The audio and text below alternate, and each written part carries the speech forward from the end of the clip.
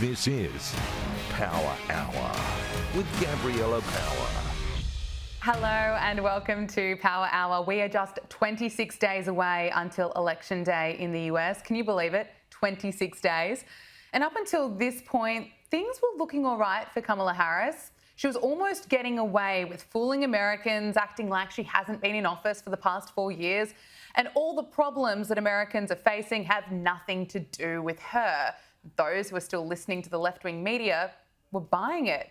They were getting swept up in the vibe because they thought it would be a good idea to take political advice from celebrities like Taylor Swift.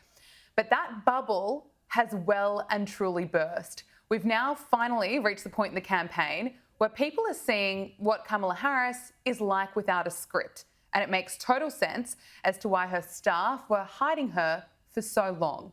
People don't like what they see. They're switching off. And Kamala Harris only has herself to blame for this, as well as the people around her who've been trying to gaslight voters, just like this. 52 days and we are turning the page. 52 days and bye-bye, Donald Trump. Every time I hear that, it just freaks me out. But back to Kamala Harris, she has intentionally left her media blitz to the last minute. And despite having months to prepare for an obvious question like this one that we're about to play for you, she was stumped.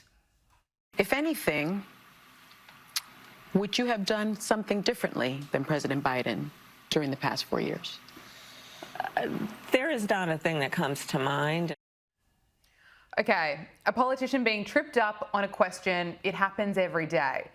But this one, Kamala Harris has just let her little secret out that she has been running America with Joe Biden for the past 4 years, which is why illegal immigration is out of control. There's still a fentanyl crisis in America. The cost of living is through the roof. And 86% of renters in the US say they cannot afford to buy a home. And you know, Kamala Harris was given the chance to recover when she was drinking beer with Stephen Colbert in another soft interview. He asked her again, one more try for Kamala to get it right this time. Under a Harris administration, what would the major changes be and what would stay the same? Sure. Well, I mean, I'm obviously not Joe Biden. I noticed. And so that would be one change in terms of. But also, I think it's important to say with, 28 days to go, I'm not Donald Trump.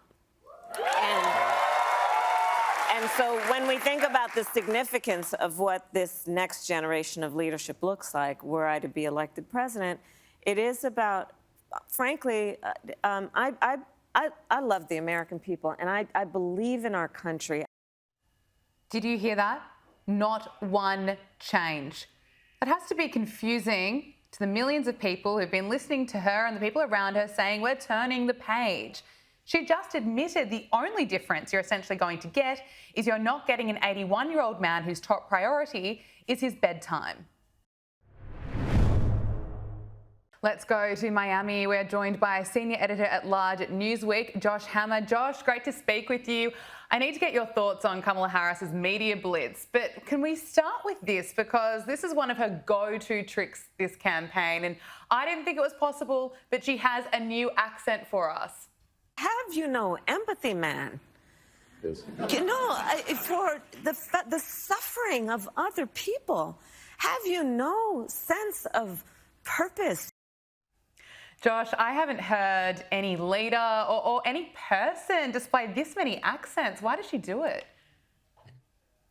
Yeah, it's funny. It was just maybe a month and a half ago or so that she was at a rally in Georgia and she was trying to do the whole Southern accent thing as well. I mean, look, the woman is a chameleon's chameleon. I mean, this is someone who is constantly changing her opinions to suit the sensibilities of the day when it comes to her own far left Democratic Party. This is someone who is quite literally changing her tonal inflection points, her rhetoric, her accents. She will do anything and everything and say anything and everything simply to try to appease her interlocutor, whoever she's having a conversation with, trying to appease the voters in a given jurisdiction, at a given moment, ultimately just trying to do whatever it takes to advance herself very cynically up the ladder.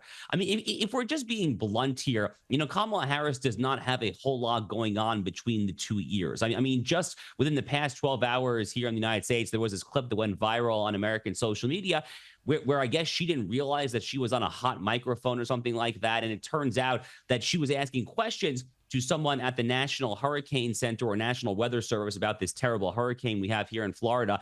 And they were feeding her the questions like in real time. And she's whispering in the microphone and saying, "Oh, sorry, it's a live microphone." And it just plays into this broader notion that the woman is just totally out to lunch and has no idea what is going on there. So unfortunately, I'm not particularly surprised by this clip with Stephen Colbert. Josh, we have that clip, that hot mic moment. Let's play it for you. Flood. We really got to watch those areas and those communities. So it takes quite a while for that water to drain. Thank you very much. Hey, Ken, I have a question for you. You mentioned words matter, and I know there is a lot of to the people of Florida, and in particular the people of the Tampa region. We urge you to take this storm serious. Josh, that is that hot mic moment, but we have more kind of cover up from the media being displayed in a CBS interview on 60 Minutes. That news program has been caught appearing to cover for Kamala Harris by editing one of her most incoherent answers. This is what went to air. But it seems that Prime Minister Netanyahu is not listening. We are not going to stop pursuing what is necessary for the United States to be clear about where we stand on the need for this war to end. And this was the original without the edits. But it seems that Prime Minister Netanyahu is not listening. Well, Bill, the work that we have done has resulted in a number of movements in that region by Israel that were very much prompted by or a result of many things, including our advocacy for what needs to happen in the region. You know, you see this and you just wonder why people don't trust the media anymore, don't trust our leaders at all. Why are they covering her, for her, I should say, but also why is she so bad? Well, I suppose I'll take the first question first. I mean, the reason that CBS News is doing this is that the corporate media here in America, CBS News being a prime example, is no longer journalists. They're no longer doing the work of journalism in any meaningful sense of the term. These people are fundamentally ideological activists. They are not engaged in the quintessential fact-finding, truth-seeking mission that once upon a time defined the old shoe leather journalists, people like Bob Woodward back in the day here when it came to the Richard Nixon Watergate scandal. You know, CBS News is actually a perfect example because around the same time that they were doing that astounding edit for that word salad of all word salads, you know, frankly, Gabrielle, I actually don't really like using the term word salad because a salad can actually be quite delicious. I prefer to refer to that as a word turd sandwich or something like that because that really is quite more descriptively, I think, what it is. But CBS News is also the exact same outlet that just had this whole Maoist struggle session in real time with Ta-Nehisi Coates, the fundamentalist charlatan, the wokester of all wokesters here, who wrote a viciously anti-Israel book, his new book called The Message. He was challenged in fairly modest fashion by a morning anchor by the name of Tony Dokapel, who himself converted to Judaism. His two daughters live in Israel. And he basically said, oh, you know what? You didn't include anything here about Hamas, Hezbollah in the book. Why is that? And apparently the fact that he was challenging this renowned Black author, Ta-Nehisi Coates, on his viciously anti-Israel, pro-terrorist, pro-jihad book was such a big deal that CBS did an all-staff meeting. Tony Dokapel, the interviewer, was apparently crying tears. I'm so sorry. I'm so sorry. This is CBS News. Once upon a time, that was one of the big three outlets here in the United States. It was CBS, NBC, ABC. You want the nightly news? Tune in at 6 p.m. You get it. So it's just so disgusting. And you wonder why it is that the people say that they do not trust the mainstream media. Well, this is exhibits A, B, C, D, and so forth there. It is so unbelievably appalling. Just real quick, to your other question, the reason that Kamala Harris is having such a hard time answering these questions, I'm not sure how else to say it other than just to say it so bluntly. I do not think that she is a particularly smart person. I just don't think that she is someone who has a very sound grasp of public policy. I don't think that she understands the details of complicated domestic or foreign issues. Yes, she has steadily advanced up the ladder in her career, but I prefer to refer to that as failing upwards rather than advancing on genuine merit. Yeah, look, I want to get to the polls in just a moment and look at if people are really starting to see through the facade, see through the hype, the buzz, you know, all the celebrity appearances, and now they're getting to see Kamala Harris without an auto cue, and it appears that people might be changing their minds. But let's look at how JD Vance is performing. He was brilliant in the debate against Tim Walz, and he's been out again taking aim at Kamala Harris's train wreck interviews. Here he is. But she walks into The View, and you would think that would be an interview, and you know what they asked her? They gave her a softball, an easy question. Really propaganda. They said, can you name a single thing where you disagree with Joe Biden? You know what she says? I can't really think of anything off the top of my head. Now, in her defense, I'm not sure she could think of anything off the top of her head, whether about Joe Biden's policies or anything else. Josh, this is what I suspect is happening right now. The more people watch JD Vance, the more they get to know JD Vance, the more that they like him. They respect him, they realise that he's quite smart, and the opposite is happening with Kamala Harris. The more that they see her, they realise there's not much there. Yeah, look, Gabrielle, not to toot my own horn, but I guess I will briefly do it. I wrote an op-ed way back in March calling on Donald Trump to make JD Vance his vice presidential pick. I have known JD in a personal capacity for probably 5 or 6 years. I consider him a friend. And I was so happy that in that vice presidential debate, the world saw the JD Vance that I have gotten to know, which is a deeply, deeply thoughtful person who has a command of the material, who has done the reading, both proverbially and literally speaking. He understands public policy. He understands law. And he understands also the American people, as he famously wrote about in his best-selling memoir, Hillbilly Elegy, which turned into a Hollywood blockbuster film. You know, he really is all that. And in many ways, he represents the future of the Republican Party and the future of perhaps even just the Western, if not the outright global right, because he is just that articulate and I think understands the issues at that visceral of a level. And it is a very, very, very stark contrast to Kamala Harris. But, you know, her answer on The View, where she got this softball question, as JD has accurately described, that she basically, they say, would you change anything? And she says, no. Finally, she is actually embracing the fact that she is indeed the vice president of the United States, because she's been trying to have it both ways for a while. She's been trying to say that I'm ready to be a leader on day one come January 2025 because I have been in the corridors of power for the past 4 years. On the other hand, she's been trying to say that she's actually an outsider or a change agent. Well, you really can't have it both ways, can you? You basically have to pick one or the other. So it seems to me that on the home stretch, she actually is picking one. She's admitting that she's not a change agent, that she's not an outsider, because she has been there and she agrees with everything her boss has done for the past 4 years. Well, at a time that the American people say that America's on the right track only 28% of the time, it's roughly 35 to 40 points underwater on the right track, wrong track, binary metric. The American people have an approval rating of the Biden-Harris administration's handling of the economy, 20 points underwater, immigration like 25, 30 points underwater. I mean, if Kamala Harris wants to own that baggage, I say go for it. I mean, good luck with that. And it's one of the many reasons, frankly, why I continue to be cautiously optimistic that Donald Trump is actually going to win this election in a few weeks. Yeah, Kamala Harris has let her secret out that she is the Vice President of the United States. Let's look at the polling right now. The latest Reuters Ipsos poll has Kamala Harris leading Donald Trump by 3 percentage points, 46% to 43%. But let's look at the betting odds. It is an indicating factor of where we're heading in this election. Polymarket has Donald Trump ahead at 53.3% and Kamala Harris at 46.1%.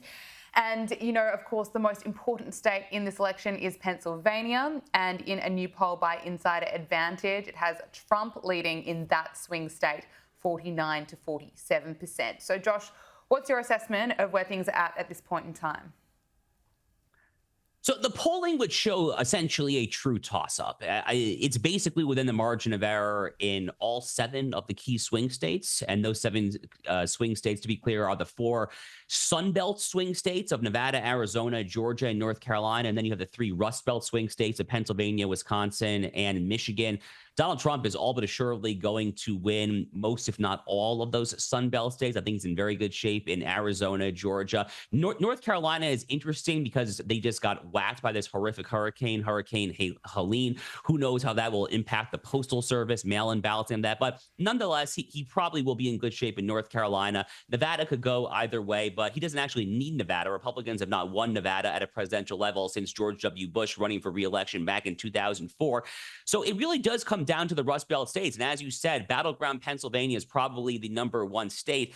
It depends on the poll. Right now, it's truly a dead heat in Pennsylvania. He's actually up by a couple points in the latest Quinnipiac poll in both with Wisconsin and Michigan, which is interesting because most people, including myself, tend to think that Pennsylvania is probably his easiest state of those 3 Rust Belt battle states.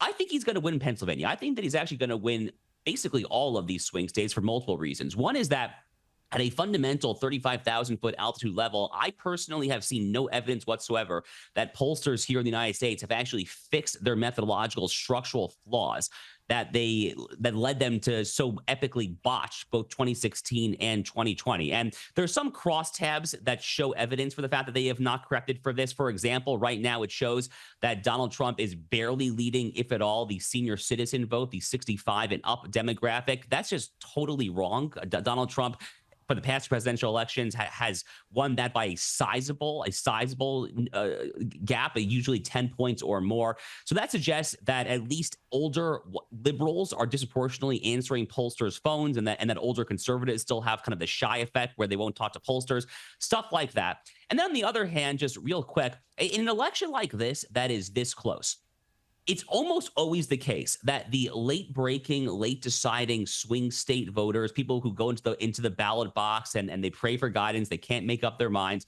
they almost always vote against the incumbent party because they end up just redounding to the fact that because they can't make up their mind, they're not happy with the people in power. Okay, let's change it up. Well, one person in this race actually is the change agent, and it's not the person who is currently the vice president of the United States, Kamala Harris.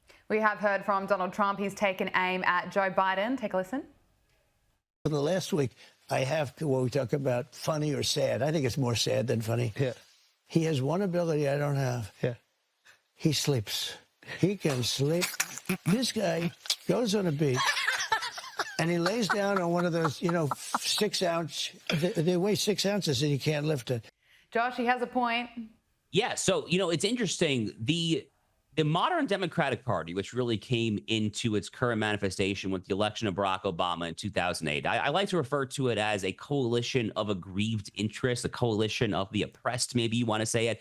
And it's this very bizarre coalition of young people, millennials and Gen Z, probably young black men, really, or young black people just in general, above all, Hispanics, and then some white upper class PhDs, the limousine liberal types in San Francisco, Boston, New York City, places like that. And when you look at the current way that the Obama coalition is holding up, it's really not holding up, actually. So Donald Trump is currently winning a historic but a historic percentage of young black men, upwards potentially as up to 25%, which it sounds like nothing, but it's actually a very, very high margin. To give some context for that, Black Americans voted for Barack Obama at a 95-5 ratio. So if Trump can actually win 25% of young black men, that would be a tremendous victory. He's doing very good with the Hispanic vote. It would be the best performance for a Republican with Hispanic voters in at least 2 decades, possibly even longer than that. And he's within single digits when it comes to voters under the age of 35, when it comes to millennial and Gen Z voters, which would have been astounding to the 2008, 2012, or even the Hillary Clinton 2016 Democratic Party. So this Obama coalition is really starting to collapse before our eyes as the Democratic Party has gone so far down the rabbit hole of woke identity politics issues, all of these bizarre cultural totems, the climate fanaticism, the open borders, the gender ideology, critical race theory. No one really wants this. There's no actual appetite for this outside of the bowels of left-wing blue check social media. Rather, the people actually want answers to the bread and butter lifestyle questions: economy, inflation, crime, immigration. And what they see in Donald Trump and JD Vance is a ticket that is well-spoken and that has the proper solutions for those actual issues. So this election, Gabrielle, this election is actually about the issues. Again, I think that Donald Trump's going to win it. Josh Hammer, it is so great to speak with you. Thank you so much for joining us on Power Hour. Thank you so much. Let's go to Tel Aviv now, where Ari Gottesman joins us. Ari, thank you for your time. Of course, this week marked the first anniversary of the devastating October 7 attacks. How were you personally impacted by what happened on October 7? Hi, Gabriella. Thank you so much for having me on. I really appreciate you guys taking the time to try to care and find out about what's going on over here. I've lost 7 friends because of what's happened on October 7th. I have 9 friends who were directly impacted by what happened. Only 2 have survived, and we're doing our best to bring our boys home and bring our girls home that have been held hostage now for over a year.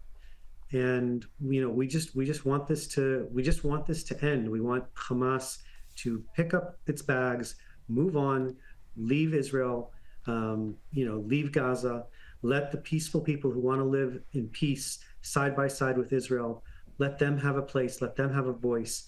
And we need to stop these radical jihadists who are, spreading across the Middle East, their hatred, their vitriol, and we just need to stop them from the activities they've been engaging in. How much longer do you expect it will take until all the hostages are freed? I think that it's going to take time. The more pressure that we put on Hamas, the better the chances are that we can actually get them out. If you'll remember, the first release of hostages only happened once Hamas understood just how serious we were about going in and getting our people back. And all of a sudden they're like, wait, we need to negotiate.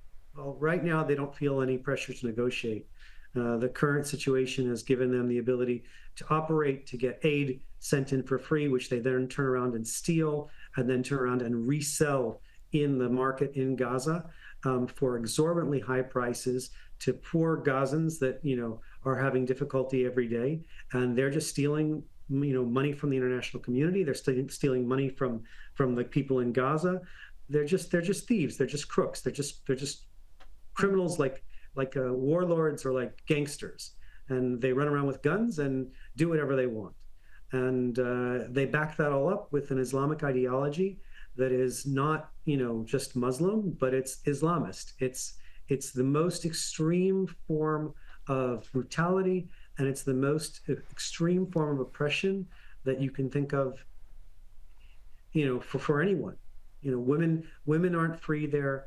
You can't say anything against Islam. You can't speak against the government. If you try to protest or try to demand rights, you're beaten or worse, even killed. My heart goes out to the poor people of Gaza who have to live under this crazy dictatorial regime. For the people of Israel, it has been such a devastating time when you look at the last 12 months. What do you expect to see in the next year? My hope is that, Hamas is finished, they're gone. We have the beginning of a new ruling class in Gaza set up on the basis of the tribes and clans, which is, traditionally what seems to work best in the Arab world, of Gazans managing themselves and trying to, rebuild and create a Singapore in the place of Gaza. In the north, the Hezbollah is, finished and wiped out. We've been under threat. Is that realistic? I believe so. I mean, you see what we did in the past 2 weeks. In 2 weeks, we did something that nobody could believe was possible to do in a lifetime. We have been preparing for this war for a long time. And it's not that we wanted this war. We clearly don't want this war. But we understand what we're up against. And we understood our enemy, and we understood what our enemy wanted to do to us. Hamas happened to catch us, a little bit by surprise, to say the least. But with regards to Hezbollah, we know exactly how to handle them and what to do. And with regards to Iran, we know exactly how to handle them and what to do. And we just need the rest of the West to stand aside and let us finish the job that they don't want to do, but that at the end of the day protects them and their interests. If you look at what happens to Iran, if they actually get a nuclear weapon, and you understand what that means for the West, for Europe, for the rest of the world, for America. You understand just what a dangerous world it becomes. I mean, you have to understand, China and Russia are Iran's allies, and they haven't given Iran a nuclear weapon. Why is that? Why is it that their allies haven't provided them with it? They could have a long time ago. It's because they understand full well the danger that Iran poses if it obtains a nuclear weapon. And so we need to stop it. What is the general view of Israelis? Do they think the government should take out the Iranian nuclear facilities? Absolutely. The Iranian nuclear facilities must be taken out. I would say 90% of the Israeli population is fully behind that. They see that as the biggest threat, not just to us, but to everyone else. And we see it as something that emboldens all the radical elements across the Middle East. If they had a nuclear weapon, what could they do with it? Like, they just dream of the ability to use it. Whereas, people in the West, we're actually scared of such a concept of nuclear war. And for them, because their ideology is one that values death and that worships death, it's like a satanic death cult. Okay, they choose death over life. Okay, and again, that's not Muslims; those are Islamists. Okay, those are the mullahs in Iran. It's their radical regime that believes this. Not everyone, but those people that have this type of ideology, they're pure evil, and they must be stopped at any price. And we don't want a war, but we understand there's we understand there's a price, and we're putting our children, our brothers, our sisters, our parents, we're putting them on the front line to be the ones to stop this. What's your view on how world leaders like Joe Biden have been responding to the crisis in the Middle East?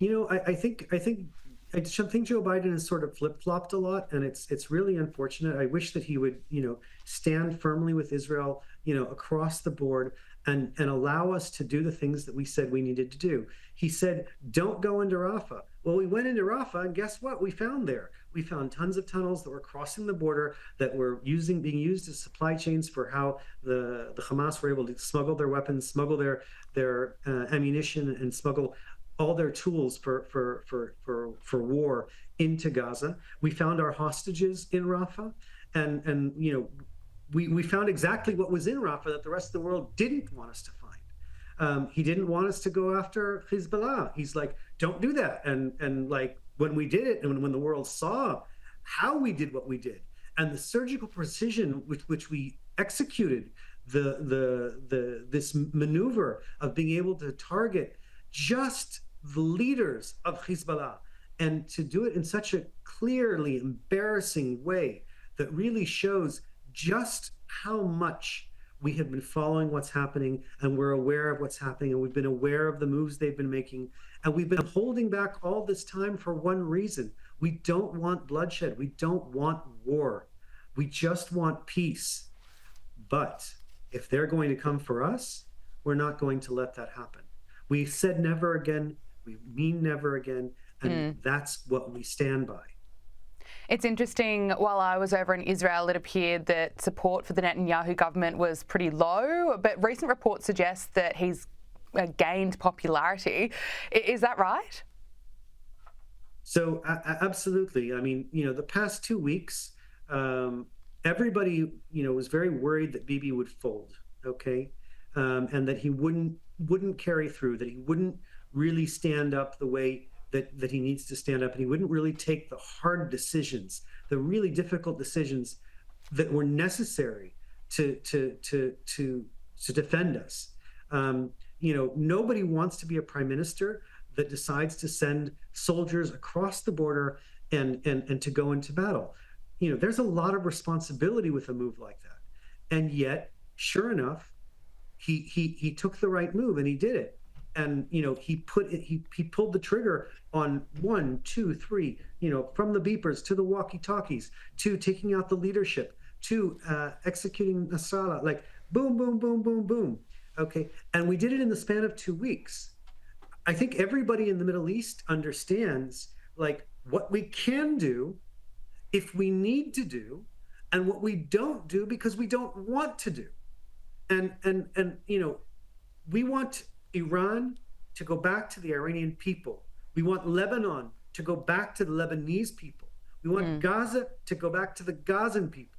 Okay, we want these regimes, these radical, totalitarian, jihadist, Islamist regimes, we want them finished.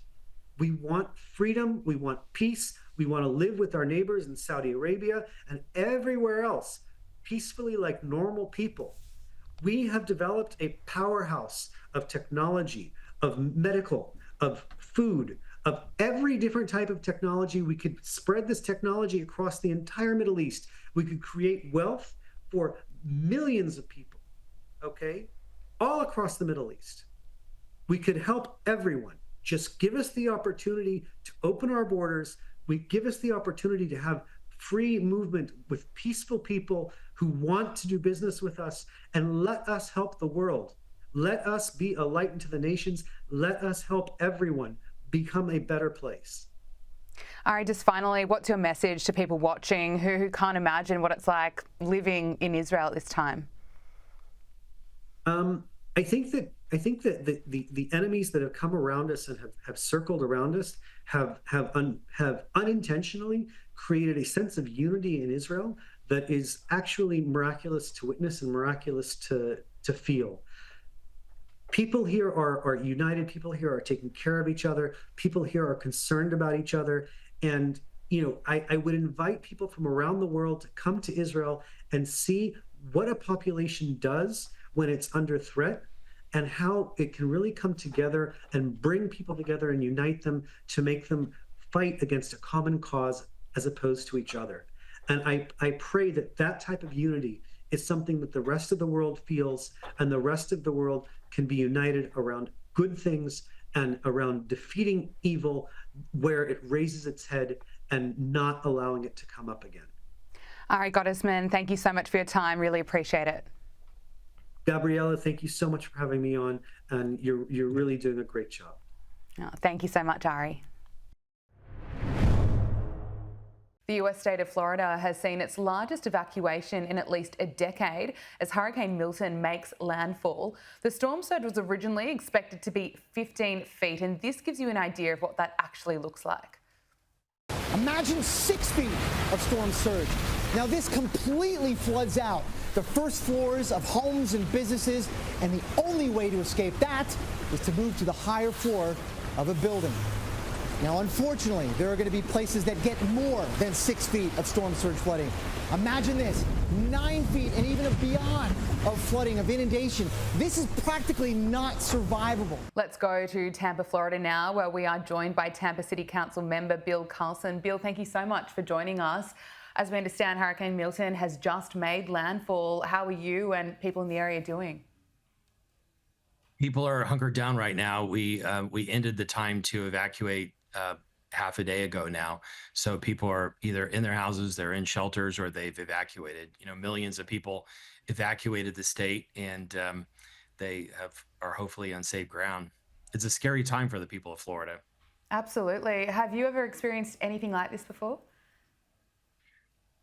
I think the closest thing that anybody in Florida has experienced to this is Hurricane Andrew back in 1992. And I was not there, but a friend of mine was he and his wife hid in the bathroom at their house while their roof and the whole house was torn apart. But 2 weeks ago, Tampa and the west coast of Florida experienced a 100-year unique storm, floods like the ones you just saw there that we haven't seen since 1921. No one in our part of Florida had ever seen storm surges like that before. We had high winds and high rains, which is what we're getting right now, but nobody had ever seen that before. So in the next few hours, as this eye is hitting the west coast, it's hitting around the Bradenton area, just north of Sarasota, just south of Tampa and St. Pete. As it's hitting, the people of Sarasota and Bradenton and south are going to be having storm surge like that. How is communication? Have you been able to reach out to people around you? Yeah, some people have gone down. Power started going out several hours ago, depending on where people were. You know, trees knock down power lines and transformers blow and other things. But mostly people are staying in touch. You know, nowadays we have live camera feeds, so we have video feeds all over the place. You're showing tornadoes. The center of the state, which usually would not get this many storms right away, had tornadoes. As you can see now, it looked like one of the movies. Yeah, I understand that at least 7 tornadoes have torn through Florida ahead of this hurricane landing. What is that like? Luckily, I have not personally experienced one, but they're also predicting that the inner storm of the hurricane could have that kind of effect as it goes across the state. Think about it's starting to go inside the state right now. You see the red line. It will exit on the other side somewhere around Daytona. And so it's hitting a very, very large part of the state. And that's not including the far bands. Think about Florida. It's a state in the United States. But if you compare it to other countries, it's the 15th largest economy in the world compared to other countries by GDP. It has more than 22 million people, and a majority of people in the state now are being covered with the storm. So it's like covering most of an entire country. Incredible, unbelievable. What is the biggest concern at the moment? Is it debris hitting? Debris, the wind always is a concern depending on where you are. Now we have tornadoes, and then starting 2 weeks ago, we had storm surge. And think about the people whose homes were destroyed or partly destroyed. Many of them had debris still on the sidewalks, and now the storm surge is hitting, the wind is hitting, and people may lose more of their homes. Some people who had 6 feet of water a couple of weeks ago may have 12 or 15 feet coming up now. Fortunately for Tampa, but unfortunately for the Sarasota area, the eye of the storm is south of Tampa Bay. And it's an interesting story. The indigenous people of Tampa that were there in 1528 when the Spanish first arrived found the Tocobaga Indians, the native people. And there are mounds there in St. Petersburg and all around. And there's a belief that that those mounds have special spirits that keep the hurricanes from hitting us. It seems like every hurricane that comes through takes a hard left or hard right. If you notice, looking at the map, this one took a hard right at the last minute, and people in the Tampa-St. Pete area are not surprised by that, and they thank the Tocobaga Indians. We are thinking of you, and we are sending you all our love and prayers from Australia. Bill Carson, Tampa City Council member. Thank you so much for joining us.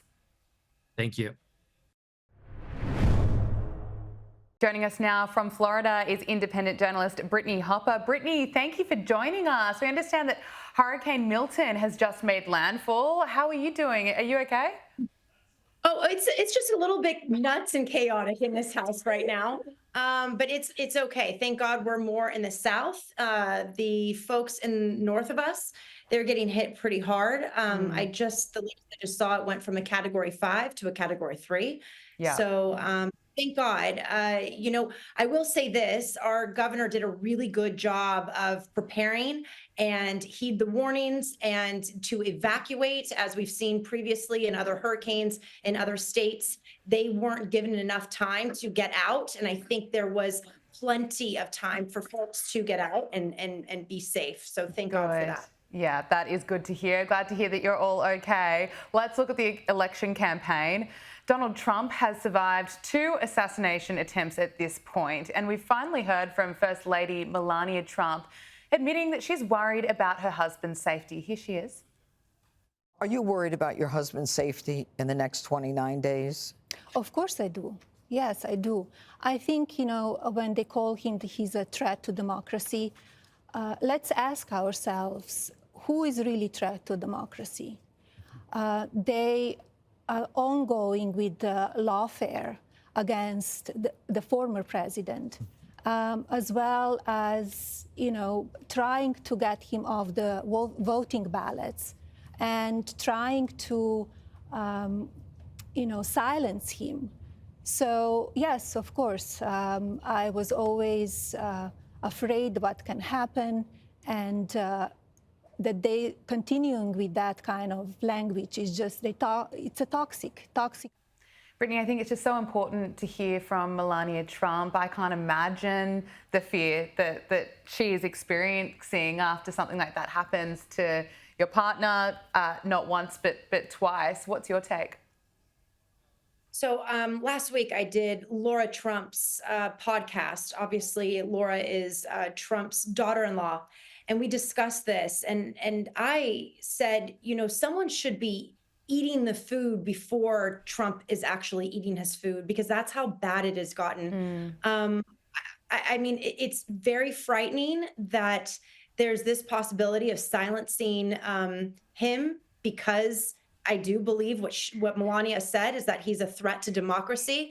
And so by silencing him, God forbid, they're trying to actually kill him. And there's people who are actually trying to do this to him. And it's horrible. It's frightening. I'm sure for his family members to explain to his grandchildren, Melania's son, it's this entire family just must be living on the edge of their seats. And mind you, Trump doesn't need to be doing this. Absolutely. He doesn't need to do this. So clearly he's doing this. His life is literally on the line here. And so clearly he's doing this for the goodness of America, for our country. And so, I mean, it's frightening how they do some people want to silence democracy. That he thinks that he is a threat to democracy, and they want to silence him by killing him. I tell you what, it was incredible to see him back in Butler, Pennsylvania. He is brave, whether you like his politics or not. He's absolutely fearless. And, I think a lot of credit needs to go to his family who are supporting him while he's been faced with these attempts on his life. Now, Kamala Harris has finally decided to do media interviews, and she decided to go on the podcast Call Her Daddy, where the host Alex Cooper claimed that it would all be about women's issues. Now, the majority of that podcast, I listened to the whole thing, was about abortion, and as if that is the only issue facing American women. No mention about other issues that affect women, like keeping men out of women's sport or the secure border. No mention as well about Trump's policy about making IVF free for all women. What did you make of the podcast and what Kamala Harris had to say? So look, I think that it reached 5 million people. And then I think she went on Howard Stern's show after that, and it reached 10 million people. I got to say, I think that this is smart by her campaign, by her people doing this. They withheld her from doing so many interviews and press conferences for so long. I think this was all strategically done on purpose. And now, a month before our elections, they're just going hard and hitting it where I think that they know they're going to get the votes. Like you mentioned, this is predominantly female listeners. And, I thought that the host was very soft on Kamala. Yeah. I'm not surprised. As you mentioned, where were the questions about, transgender and boys in sports and all of those issues that we're discussing, IVF with Trump, everything that you just mentioned, where were those questions to her? But again, at the same time, I do think that it's very good PR for her going on these types of shows right now, and she's doing it. She went on The View. She's getting millions of viewers right now. And, yeah. But you know what? I think that might be doing her no favors. We're so close to the campaign. I think this is the point where people see a little bit more of her and they go, actually, I changed my mind. But here is Kamala Harris when she was pressed on one of the top issues for voters in America, which is the border. Was it a mistake to kind of allow that flood to happen in the first place? I think the policies that we have been proposing are about fixing a problem, not promoting a problem. Okay? But the numbers did quadruple. And the numbers today, because of what we have done, we have cut the flow of illegal immigration by half. But should you we have cut the flow of fentanyl by half, but we need Congress to be able to act to actually fix the problem. Okay, so Brittany, we finally have Kamala Harris giving these interviews. When people look at how she handles those questions, what do you think? Are they going to buy it? So the Call Her Daddy or whatever, those other ones, The View, I think was in her favor. This, I'm quite surprised by Bill, the journalist, who kind of pushed back. I mean, look, is journalism coming back to life? Real journalism here? Because he actually pushed back and asked some tough questions. And I thought she did horribly in this interview. there were a lot of there is a likability about her that I can understand. I mean, I'm not obviously for her policies and values. They don't align with what I believe in, but I can understand the likability. But this particular interview, I'm sorry, it was not strong. It was not leader material for the United States of America, in my opinion. And I am proud of Bill, the journalist, who really did push back and ask some tough questions. Because as we've seen, even during, just these past interviews, they've been so soft with Kamala. Yeah. Or even the debates, the VP debates and the presidential debate. It's been so soft. It's been 3-on-1. So I don't think that this particular 60 minutes interview did her any favors. I think that if anything, hopefully those independent voters who are undecided will perhaps not lean toward her after this interview. Well, here's another clip from that interview being pressed about gun ownership. You recently surprised people when you said that you are a gun owner. And then if someone came into your house... That was not the first time I've talked about it. That's not the first time I've talked about it. So what kind of gun do you own, and when and why did you get it? I have a Glock, and I've had it for quite some time. And I mean, look, Bill, my background is in law enforcement. And so there you go. Have you ever fired it? Yes. Of course I have. At a shooting range. Yes, of course I have. Oh, Brittany, she looks so awkward, so uncomfortable, and it's probably because she normally tweaks her answers or puts on a different accent depending on who she's talking to. But as you say, I don't think she did very well in that interview either. Well, and I mean, the whole Glock thing, and she has a gun, and her background is in law enforcement. You know, I was born and raised in California. One of the reasons why we're in Florida is because of the situations, the politicians that have ruined California, and she was part of that in San Francisco. So let's not forget, soft on crime, soft on criminals, where criminals are treated as victims. So I didn't really understand and buy the whole, now she has a Glock and she uses it at gun range. It was very weird, but this is what we've seen, right? Time and time again. We know that her values and her policies are super far left liberal, but she's trying to appease to this like middle ground centrist type folks, which we know that that's not true because her past doesn't say that. So I just think it's very hypocritical. And the other thing I want to make a point too is that I read, and I haven't confirmed this, but I also heard that CBS, the way that they edited it for air, they took out a lot of her word salad stuff that she. Yeah, no, that has been confirmed. That we played that earlier. We had the original clip, the edited clip, and he watched that, and it just. And I said this before, but you wonder why people don't trust the media. They don't trust leaders anymore. It's I don't know why they did it. We would never do that in Australia. One of the best things we have about Sky News Australia is we take things live. So politicians, they have nowhere to hide. Our cameras are on them for hours if they end up speaking for that long, and sometimes they do. And you catch everything. And it should be that way in America because we technically are supposed to have a free press, and things are being censored, things are being manipulated, things are being twisted and turned, and the American people are not getting the truth. And this is part of the problem. And I've said this over and over again as I've been a TV journalist for 18 years, and most of that time was on mainstream media. The biggest threat we have in America right now is the media. So I applaud Sky News. I applaud you as a journalist for keeping it truthful. For telling both sides of the story, because that's what journalism needs to get back to. The people around the world need to do that. This isn't China. It's crazy. You know, I was just over in America and we had a lot of people who watch Sky News Australia over there because that's where they're getting their news from, because they can't trust the mainstream media over in America. We have a similar problem here. Look, Tim Waltz, he was also on 60 Minutes. Let's take a listen to him. You said, I'm a knucklehead at times. And I think you were referring to the time that you said that you were in Hong Kong during the Tiananmen Square unrest when you were not. Yeah. Is that kind of misrepresentation, isn't that more than just being a knucklehead?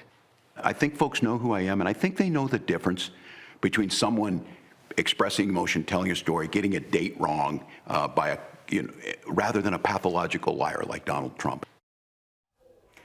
Honestly, Brittany, who can say they want him as VP? A knucklehead? Yeah. Yeah. I mean, I don't know.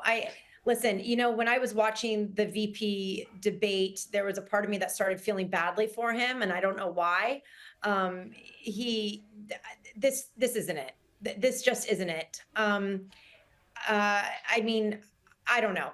But can you imagine if Trump were to get caught in a similar situation, and how what the headlines would be? And it's just, again, it goes back to the media, the pure blatant hypocrisy when it comes to the Democrats versus the Republicans, when it comes to the left, the right. And the American people just aren't getting a fair shot at really anything.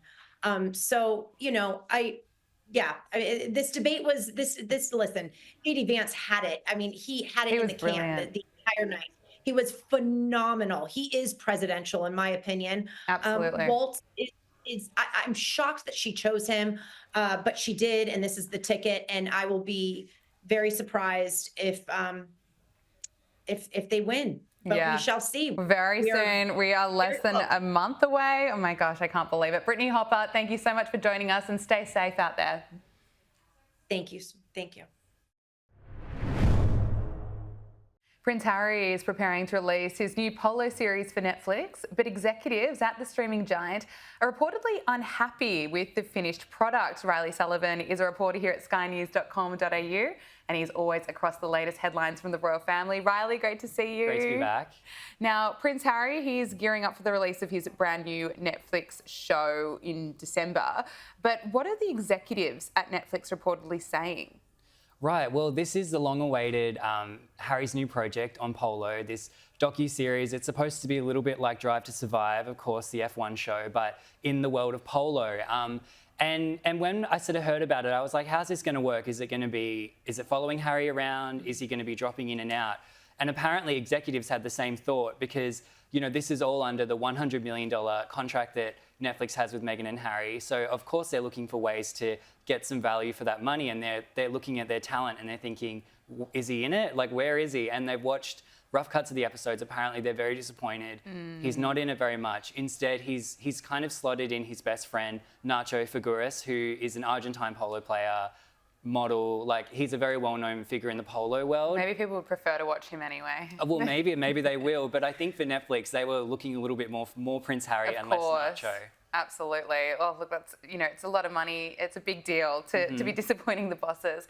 But Meghan Markle has stepped out for the first time since those Hollywood Reporter accusations to attend a major charity gala in LA. What's the public's reaction? What has that been to Meghan's latest red carpet appearance? Right. Well, Meghan has finally broken cover, of course. She's been laying low for a few weeks after that Hollywood Reporter article came out, alleging some alleged bullying in her workplace.